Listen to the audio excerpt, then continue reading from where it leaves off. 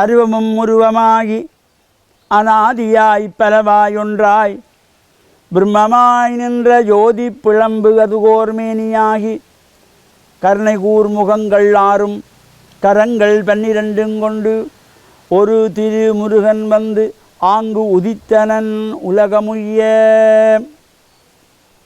ஓம் நமச்சிவாய. மேன்மைகள் சைவ நீதி விளங்குக உலகமெல்லாம். நோயற்ற வாழ்வே குறைவற்ற செல்வம். அந்த நோய் நொடி இல்லாத வாழ்வு இந்த உலக மக்கள் எல்லோரும் வாழ வேண்டும் என்று கலியுகத்தின் காந்தமல ஜோதியாகிய சபரிமலை சுவாமி ஐயப்பனுடைய திருவடிகளை சிறந்தாழ்த்தி டான் தமிழொலி ஓம் தொலைக்காட்சி நேயர்கள் அனைவருக்கும் சர்வதேச இந்து மத குறிப்பிடம் அகில இலங்கை சபரிமலை ஸ்ரீ சாஸ்தா பீடத்தின் சார்பில் இனிய வணக்கங்களும் நல்லாசிகளும். என்றும் மங்களகரமான குரோதி வருஷம் ஆவணி மாதம் 17ஆம் நாள் 2/9/2024 திங்கட்கிழமை. இன்று மலர்ந்திருக்கின்ற இன்றைய பொழுதும் நம் எல்லோருடைய வாழ்விலும் எல்லா விதமான சிறப்புகளும் வெற்றிகளும் கிடைக்க இறையர்களும் குருவர்களும் பூர்ணமாக நிறைய வேண்டும் என்று பிரார்த்தித்து, இன்று சோமவாரம் என்கின்ற திங்கட்கிழமை. இன்று அமாவாசை விரத நாள்.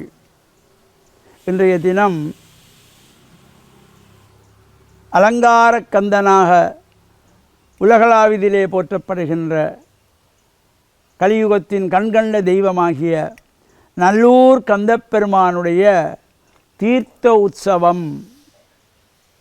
இறைவனுடைய ஐந்தொழில்களை குறிப்பன இந்த உற்சவங்கள். படைத்தல், காத்தல், அழித்தல், மறைத்தல், அருளல் என்கின்ற சிருஷ்டி, திதி, சம்ஹார, திரோபவ, அனுகிரகம். இந்த உற்சவங்களை பஞ்ச கிருத்தியங்களை குறிப்பது தான் இந்த மகோத்சவம். அந்த வகையிலே இன்று தீர்த்த உற்சவம் மாலை கொடியிறக்குகின்றதாகிய துவஜ அவரோகணம் என்கின்றதாகிய உற்சவம்.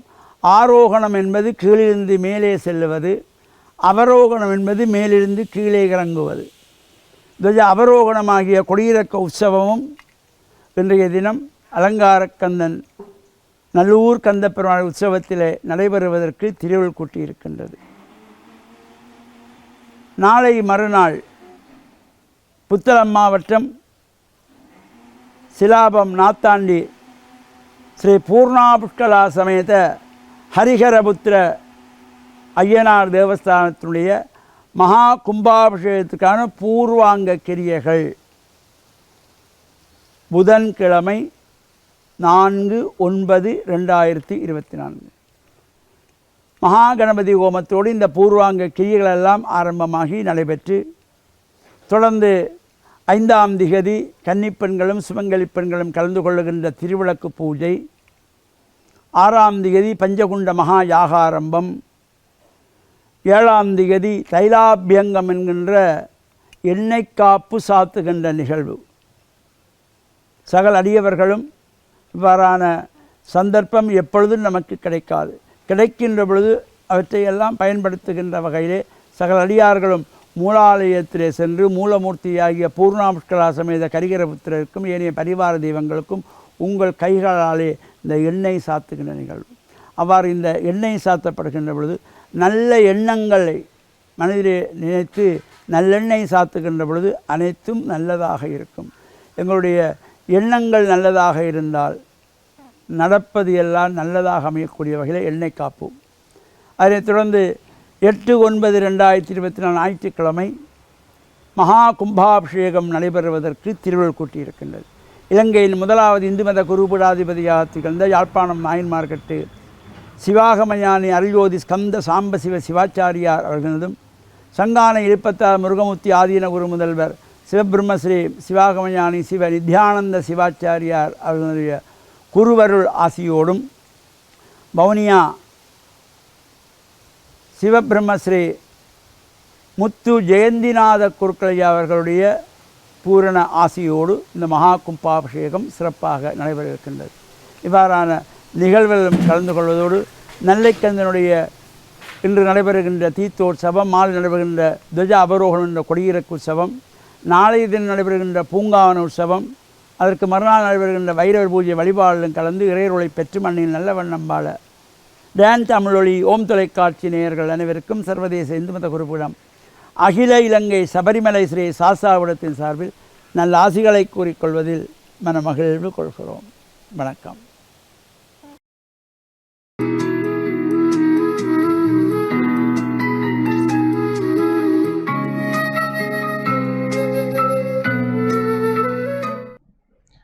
இறை இயேசுவில் என் அன்பு நெஞ்சங்களே, கிறிஸ்தவ நற்சிந்தனை வேளையில் உங்களை சந்திப்பதிலே பெரும் மகிழ்வு கொள்கின்றேன். ஆண்டவர் இயேசு போதித்து அந்த மக்கள் மத்தியிலே அவர் பிரபல்யமாக வந்து கொண்டிருந்தார். அவருடைய போதனையை கேட்பதற்காக பல ஆயிரக்கணக்கான மக்கள் பல்வேறு ஊர்களிலே இருந்து வந்து ஒன்று கூடி அந்த போதனையிலே பெற்றுக்கொண்ட நன்மைகளை அவர்கள் உள்ளத்தாலே ஏற்றுக்கொண்டார்கள். அப்படி இயேசு ஒருமுறை பேசிக்கொண்டிருந்த பொழுது கூட்டத்திலே இருந்த ஒருவர் அவருடைய தாயை எண்ணி, ஈன்ற பொழுதில் பெருதுவக்கும் தன் மகனை சான்றோன் என கேட்ட தாய் என்று ஒருவருடைய வளர்ச்சியிலே, உயர்ச்சியிலே, அவருடைய வெற்றிகளிலே மகிழ்ச்சி கொள்ளுகின்ற ஒரு தாய், அந்த தாயினுடைய உள்ளத்தை உணர்ந்தவராக, உம்மை பெற்று பாலூட்டி வளர்த்த உம்முடைய தாய் பேறு பெற்றவள் என்று சொல்லுகின்றார். அதாவது இயேசுவினுடைய தாய் மரியாவை பார்த்து அவரை இனம் கண்டு அவர் பேறு பெற்றவர் என்று உரக்க குரல் எழுப்பி இந்த தாயினுடைய மகிமையை பாராட்டுகின்றார். அப்பொழுது இயேசுவினுடைய பதில் என்னவென்றால், இந்த இயேசு கூறுகின்றார், இறை வார்த்தையை கேட்டு அதன்படி வாழ்கின்றவர்கள் அதிலும் பேறு பெற்றவர்கள் என்று. நாங்கள் எப்பொழுதும் இரத்த உறவிலே எங்களுடைய உறவினுடைய மகிமையை, பெருமதியை உணர்ந்து ஒருவர் மற்றவரை பாராட்டுவது வழக்கம். அதாவது எங்களுடைய பிள்ளைகள் சொந்தம் பந்தம் என்று இவர்கள் வெற்றிகளை ஈட்டுகின்ற பொழுது, சாதனை புரிகின்ற பொழுது, நல்ல விடயங்களை செய்கின்ற பொழுது நாங்கள் பாராட்டுவோம். அந்த பெருமையை எங்களுடையதும் என்று நாங்கள் உரிமையாக்கி கொள்ளுவோம். ஆனால் இயேசு இங்கு தன்னுடைய தாயை குறைத்து பேசவில்லை. ஆனால் அந்த தாயினுடைய உயர்வான அவருடைய அந்த மதிப்பை இயேசு கொடுத்து, இந்த தாய் வெறுமனே என்னை பெற்றெடுத்ததனாலும், எனக்கு பாலூட்டியதனாலும், என்னை வளர்த்ததினாலும் மட்டும் அவள் பேறு பெற்றவள் அல்ல. இந்த தாய் மரியாள் இறை வார்த்தையை கேட்டு அதன்படி வாழ்கின்றவர். அது மட்டுமல்ல, இந்த மரியாவை போன்று ஏனையவர்களும் பேறு பெற்றவர்களாக முடியும். எப்படி என்று சொன்னால், இறை வார்த்தைக்கு செவி மடுத்து அதன்படி வாழ்கின்றவர்கள். ஆகவே இயேசுவினுடைய அழைப்பு ஒரு தாய்க்கு கொடுக்கின்ற பெருமதியை விட, ஆண்டவருடைய அன்பு எப்படிப்பட்டது என்று சொன்னால், ஒரு தாய் தன்னுடைய பிள்ளைக்கு பாலூட்ட மறுப்பாளா? ஒரு தாயும் தந்தையும் உன்னை மறந்தாலும் நான் உன்னை மறவேன் என்று சொல்லுகின்ற அன்புதான் கடவுளுடைய அன்பு. ஆகையினாலே இந்த தாய் ஸ்தானத்திலும் பார்க்க, அதிலும் உயர்வாக ஒரு சீடன் என்பது, இறை வார்த்தையின்படி நடப்பவர் என்பது ஒரு உயர்வான பேறு பெற்ற நிலைக்கு இயேசு அவர்களை உயர்த்துகின்றார்.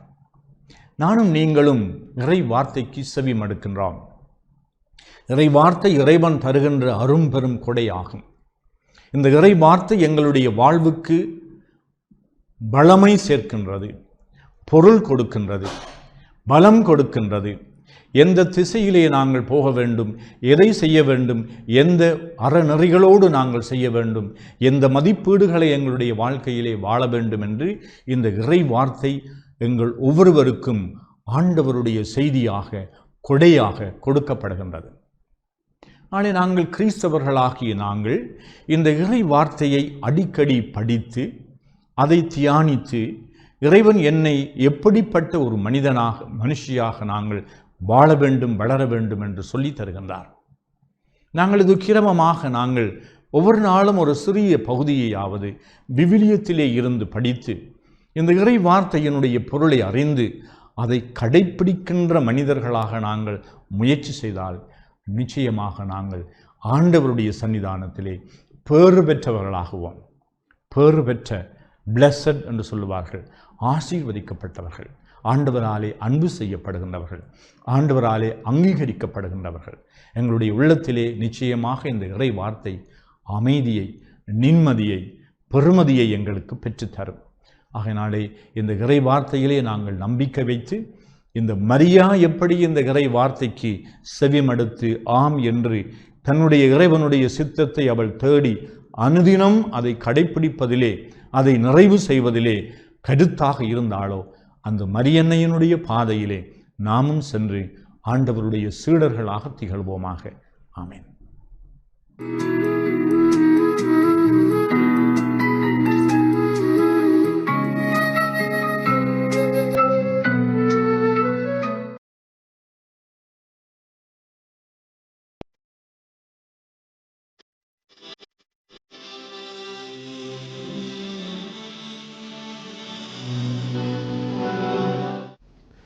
அல்ஹம்துலில்லாஹி ரப்பில் ஆலமீன் வஸ்ஸலாத்து வஸ்ஸலாமு அலா முஹம்மதின் ஸல்லல்லாஹு அலைஹி வஸல்லம் வ அலா ஆலிஹி வஸஹ்பிஹி அஜ்மஈன். அம்மா பாத்.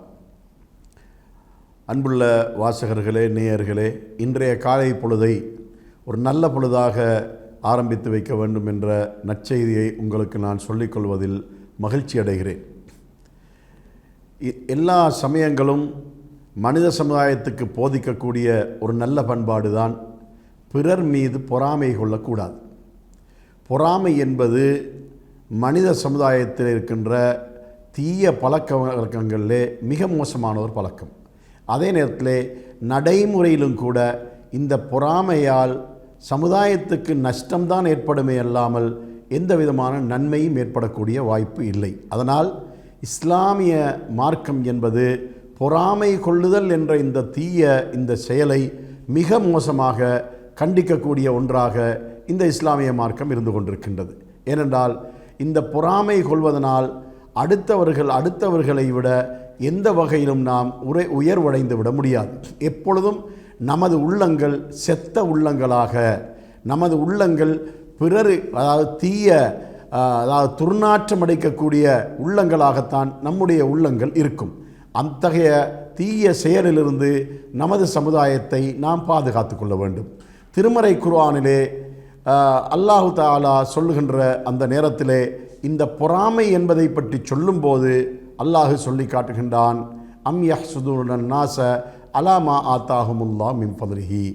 அல்லாஹு தஆலா தன்னுடைய அருட்கொடைகளிலிருந்து யாருக்கெல்லாம் கொடுக்கின்றானோ அதனை பார்த்து இவர்கள் எதற்காக பொறாமை கொள்கிறார்கள் என்று பொறாமைக்காரர்களை பற்றி அல்லாஹ் தனது திருமறை குர்ஆனிலே சொல்லி காட்டுகின்றான். அதனால் இறைவன் தான் மனிதனுக்கு கொடுக்கிறானே அல்லாமல் மனிதனுடைய சக்தியை கொண்டு எதுவும் அவனுக்கு கிடைப்பதில்லை. அதனால் இறைவன் என்ன சொல்கிறான், நான் கொடுக்கிறேன்.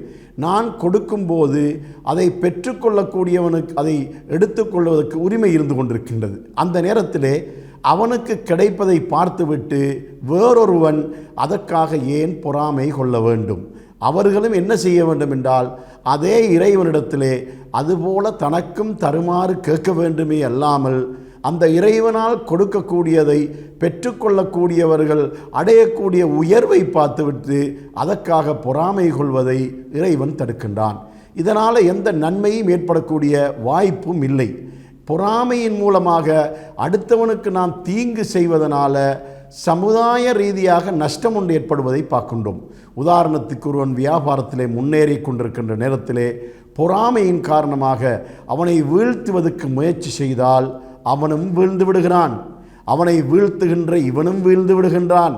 சமுதாயத்துக்கு கிடைக்கக்கூடிய பொருளாதார ரீதியான உயர்வும் இல்லாமல் மக்கள் நஷ்டத்துக்கு ஆளாகி விடுகின்றார்கள். அவனிடத்திலே தொழில் புரிகின்றவர்களும் நஷ்டத்துக்கு ஆளாகி விடுகின்றார்கள். அவனால் உதவி பெறக்கூடிய மக்களும் துன்பத்துக்கு ஆளாகி விடுகின்றார்கள்.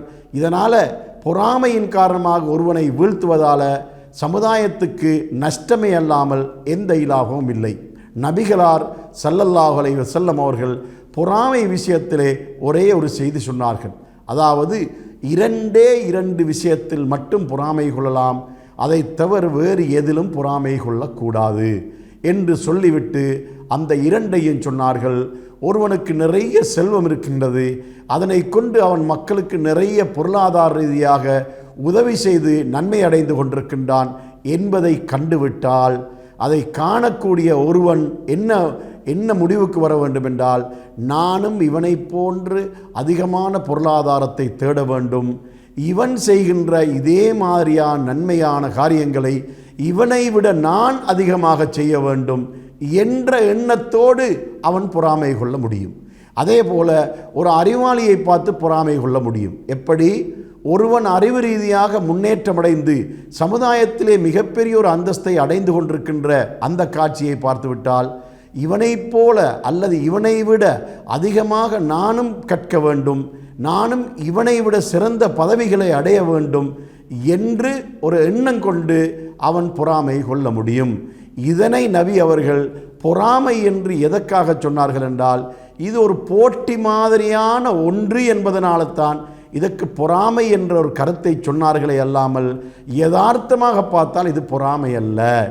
இது அடுத்தவனை விட தன்னை ஊக்கப்படுத்தி முன்னேற்றத்தை காணுவது என்பதுதான் இதனுடைய யதார்த்தம் என்பதை நாம் விளங்க வேண்டும். இதை தவிர உள்ள வேறு எந்த காரணங்களிலும் எவருடனும் நாம் பொறாமை கொள்ளக்கூடாது. பொறாமை நமக்கு வீழ்ச்சியைத்தான் ஏற்படுத்துவே அல்லாமல் ஒரு நாளும் உயர்வை ஏற்படுத்த மாட்டாது என்பதை நாம் கவனத்தில் கொண்டு பிறர் செய்யக்கூடிய, பிறர் அடையக்கூடிய உயர்வுகளை பார்த்து நாம் மகிழ்ச்சி அடைந்து அவருக்காக இறைவனிடம் பிரார்த்தனை செய்கின்ற நட்பண்புடையவர்களாகவே நம்மை ஆக்கிக் கொள்ள வேண்டும். இதனையே நமது சந்ததிகளுக்கும் சிறார்களுக்கும் மாணவ மாணவிகளுக்கும் நாம் உணர்த்த வேண்டும் என்பதை கூறி இந்த காலை பொழுதிலே உங்களிடமிருந்து விடைபெறுகிறேன். வாஹிர் தஅவானா அனில் ஹம்துலில்லாஹி ரப்பில் ஆலமீன்.